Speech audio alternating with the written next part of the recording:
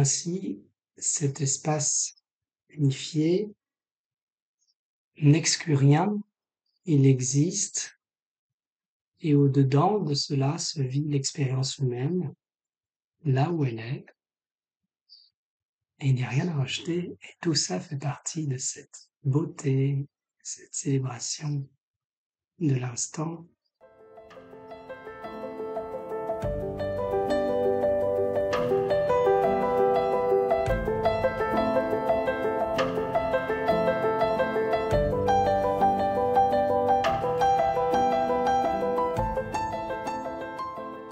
Et c'est ça, les énergies unifiées, les sentiments unifiés, c'est que ce bonheur peut être et peut rester et peut résider, et l'on peut résider en ce bonheur jusqu'à ce que ce bonheur prenne suffisamment de place pour que celui-même qui réside au-dedans ne soit plus distinct de cela et se reconnaisse comme étant cela.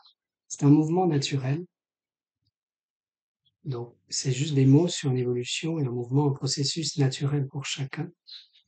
Et le seul fait de mettre des mots et de le reconnaître facilite dans le vécu et l'expérience le processus. Parce que le processus n'a pas besoin de faciliter, il va quoi qu'il arrive, mais le fait de le reconnaître nous permet de l'expérimenter d'une façon plus facile, de le recevoir d'une façon plus facile. Et ça, cette énergie unifiée, cette lumière intérieure, ce bonheur, on peut la laisser venir, nous toucher, nous caresser, puis nous embrasser, et nous prendre peut-être parfois complètement, par moments, hein. Parfois ça nous saisit, c'est un saisissement, pas de l'ordre de l'émotion et de l'excitation, pas ce saisissement-là. C'est pas une peur, hein, pas saisissement dans le sens avoir peur. Ça, c'est un saisissement qui est lent. Même si on a l'impression que parfois c'est rapide de sursauter, d'avoir peur, en fait c'est très lent. Le saisissement dont il est question là est beaucoup plus rapide. Il est quantique. Donc on n'a pas le temps de le voir. Ça nous saisit et hop, on est déjà au-dedans. Hein, c'est un dévoilement d'un voile qui n'existe pas. Donc, ce saisissement-là, ça vient nous prendre si l'on se permet de se déposer au-dedans, suffisamment déposé et calme pour être saisi. Mais qui nous saisit si ce n'est ce que nous sommes déjà? Et c'est là tout le paradoxe et la beauté du mouvement, expérimenter ce que nous sommes déjà pour pouvoir goûter et donc se goûter. Et plus on touche à cela, plus cela devient une évidence. Et cette évidence ouvre le cœur parce que ce qui est évident fait disparaître le doute, et l'absence de doute, c'est la foi. L'évidence même profonde, c'est ce qu'on peut appeler la foi, c'est une force inébranlable qui n'a pas besoin de justification, de mots, de preuves. C'est au-delà de tout ça, c'est direct, c'est maintenant. Et donc, cela, quand c'est là, eh bien,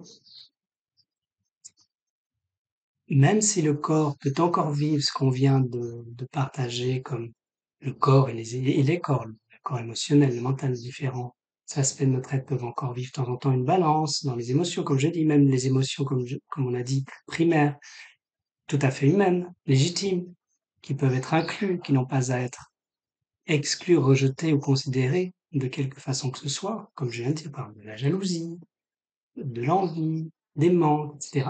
Ça fait partie de la dimension humaine, et pendant que cela se vit, en fait, ça ne contraint pas, ça n'altère pas cette évidence qui devient de plus en plus physique. C'est pas juste un état de conscience, cette évidence. Enfin, conscience dans le sens un état de conscience qui serait désincarné. C'est physique, ça prend chair. Quand je parle de saisissement, et quand je parle de goût, peut-être encore plus, on peut voir là quelque chose qui est charnel. Et quand je parle de saisissement, on peut l'entendre aussi comme quelque chose qui est vraiment physique, qui a un impact concret ça vient nous prendre, j'ai dit, hein, ça vient nous prendre tout notre être. Donc c'est pas juste dans, évidemment, pas juste dans la tête, mais même pas dans un plan éthéré de nous-mêmes, pas seulement dans un plan éthéré de nous-mêmes que ça se passe. Cela vient exister jusque dans notre dimension humaine et dans notre expérience d'aujourd'hui, de tous les jours.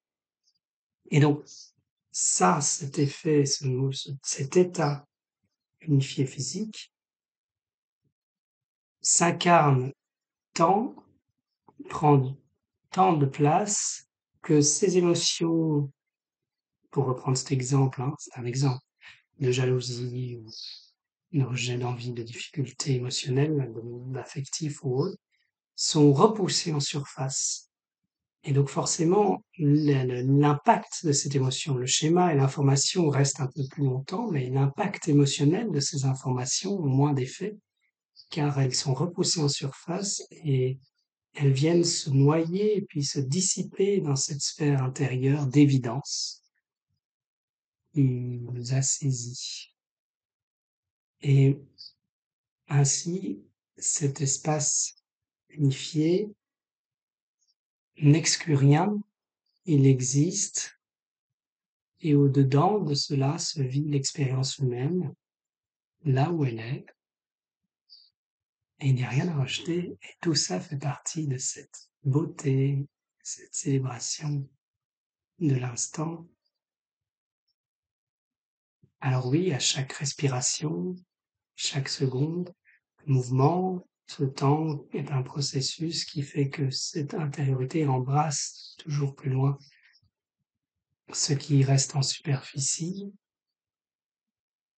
mais embrasser, c'est inclure, c'est pas rejeter ou faire disparaître, c'est unifier, reconnaître que cela a toujours eu le droit d'être, et c'est ça.